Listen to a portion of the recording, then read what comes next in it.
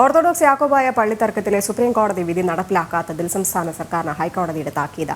വിധി നടപ്പിലാക്കാൻ സർക്കാരിന് ഒരു അവസരം കൂടി നൽകാം. അതിനുശേഷം കോടതി ലക്ഷ്യത്തിലേക്ക് കടക്കുമെന്നും കോടതിയുടെ മുന്നറിയിപ്പ്.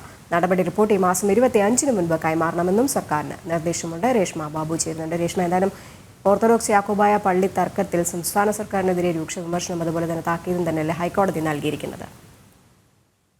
രജനി, ഓർത്തഡോക്സ് യാക്കോബായ പള്ളിത്തർക്ക വിഷയവുമായി ബന്ധപ്പെട്ടുള്ള കോടതിയിലെ ഹർജി പരിഗണിക്കവെയാണ് വീണ്ടും സർക്കാരിന് ഹൈക്കോടതിയിൽ നിന്ന് വിമർശനവും താക്കീതും നേരിടേണ്ടി വന്ന ഒരു സാഹചര്യം. സുപ്രീം കോടതിയുടെ വിധി നടപ്പാക്കാൻ സർക്കാരിന് കൃത്യമായ കർമ്മ പദ്ധതി വേണമെന്നാണ് ജസ്റ്റിസ് VG അരുൾ പറഞ്ഞത്. എല്ലാ ദിവസവും പള്ളികളുടെ ഗേറ്റിലേക്ക് പോയി വെറുതെ മടങ്ങി വരാൻ സാധിക്കില്ല.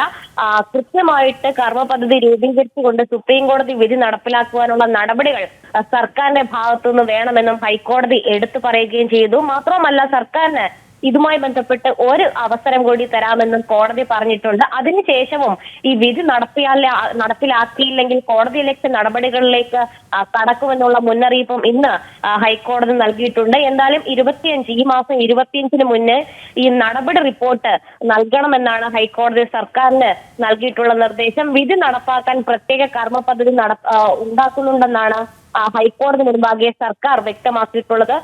മാത്രമല്ല, ഇക്കാര്യത്തിൽ ഓർത്തഡോക്സ് സഭ ഹൈക്കോടതി ഒരു നിലപാട് വ്യക്തമാക്കിയിട്ടുള്ളത് സർക്കാരും പോലീസും ഒത്തുകളിക്കുകയാണ് എന്നുള്ള ഒരു നിലപാടെന്ന് ഓർത്തഡോക്സ് സഭയുടെ അഭിഭാഷകൻ ഹൈക്കോടതി അറിയിച്ചിട്ടുണ്ട്. എന്തായാലും സുപ്രീം കോടതിയുടെ വിധി നടപ്പിലാക്കുന്നതിൽ നിന്ന് യാതൊരു തരത്തിലും പിന്നോട്ട് പോകരുത് എന്നുള്ള കർശന നിർദ്ദേശമാണ് ഇക്കാര്യത്തിൽ യാക്കോബായ പള്ളിത്തർക്ക വിഷയത്തിൽ സുപ്രീം കോടതി വിധി നടപ്പിലാക്കാത്തതിൽ സംസ്ഥാന സർക്കാരിനെതിരെ അതിരൂക്ഷ വിമർശനവുമായി ഹൈക്കോടതി. രേഷ്മ ബാബുവാണ് വിശദാംശങ്ങൾ പങ്കുവച്ചത്.